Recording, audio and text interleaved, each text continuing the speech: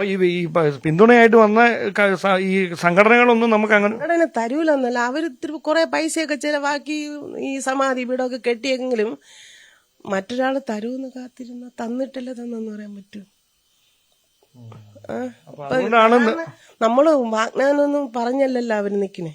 അവരും മനുഷ്യനല്ലേ, അവർക്കും ചെലവും കാര്യങ്ങളൊക്കെ ഉണ്ടല്ലോ. ഇന്നാര് തരട്ട് ഭഗവാൻ തരുമെന്നുള്ള ഒരു ഉറപ്പാണ് നമ്മള്. ഇപ്പൊ 2 പശുവിനെ കൊടുത്തു, ഒന്ന് കൊടുത്തു, ഇനി ഒരു പശു കൂടെ ഉണ്ട്, അതും കറക്കണതാണ്. അപ്പൊ ഈ ആദ്യത്തെ പശുവിനെ വിറ്റതിന്റെ പൈസ മുഴുവൻ ഈ ശിവലിംഗം വാങ്ങാനായിട്ട് മൈലാടിയിൽ കൊടുത്തു. എല്ലാം കൊടുത്തില്ല, ഇനി ഇത്ര പോലും പൈസ ഉണ്ട്. അത് ഇനി ഇടയ്ക്കുള്ള ചെലവുകൾ. പിന്നെ കമുവൊക്കെ മുറിക്കുമ്പോഴും ഞങ്ങൾ വാദ്യനുണ്ട് കമു മുറിക്കാനും. പിന്നെ നാളെ ജോലിക്ക് മേശരി വരുമ്പം മേശരി കൊടുക്കാനും അതിലുള്ള പൈസ ഇരിക്കുന്നു. തുടർന്ന് നമ്മുടെ ബുദ്ധിമുട്ട് കറണ്ട് ബില്ലടങ്ങണം. ഇതൊക്കെ നമ്മൾ അഡ്ജസ്റ്റ് ചെയ്ത് ഘട്ടം ഘട്ടമായിട്ട് നോക്കുകയാണ്. യാതുവരെ നിൽക്കും യാതുവരെ പോകുമെന്ന് നമുക്ക് ഒന്നും ഒരു ഉറപ്പായില്ല.